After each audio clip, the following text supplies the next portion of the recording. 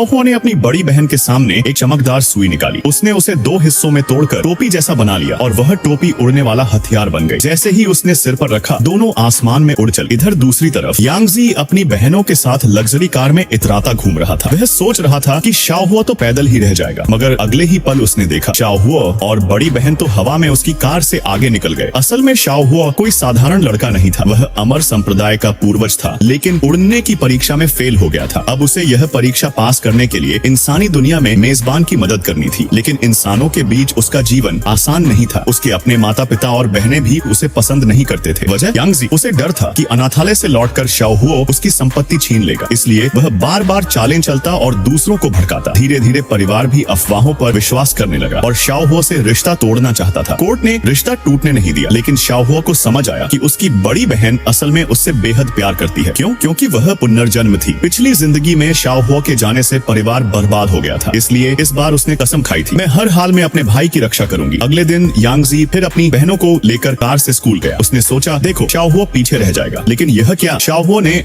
उड़ने वाला हथियार निकाला और सबसे पहले स्कूल पहुंच गया। स्कूल में दाखिले की प्रक्रिया चल रही थी। शाओहुआ की नजर सुंदर शाओहुआ पर पड़ी, लेकिन उसे क्या पता था कि यांगजी ने पहले ही जाल बिछा रखा है। उसने शाओहुआ के नहाने का वीडियो बनवाकर शाओहुआ की यूनिफॉर्म में छिपा दिया था, फिर बहाने से उसे लड़कियों के स्नान घर में भेज दिया। शाओहुआ तो सोच बैठा कि शायद यहाँ बाथरूम सबके लिए एक ही होता है। वह कपड़े बदल ही रहा था कि अचानक शाओहुआ सामने आ गई और गुस्से से उसे घूरने लगी। तभी उसे समझ आया, अरे मुझे धोखा दिया गया है। लेकिन उसी समय उसने देखा कि शाओहुआ के सिर के चारों ओर काली यिन ऊर्जा मंडरा रही है, मतलब कोई खतरा आने वाला था। उसने फौरन उसे एक हुईचुन गोली दी और कहा, इसे सही समय पर लेना, यह तुम्हारी जान बचा लेगी। लेकिन कहानी यहीं खत्म नहीं होती। शाओहुआ और उसकी सहेलियों ने उसे घेर लिया। दूसरी बहन भी उसे तंग करने आ गई और यांगजी पीछे से शोर मचाता रहा। भीड़ में किसी को सच पता नहीं था, सब शाओहुआ को ही दोष देने लगे। यही पल था जब शाओहुआ ने पहली बार इंसानों की बुराई और चालबाजी को अपनी आंखों से देखा।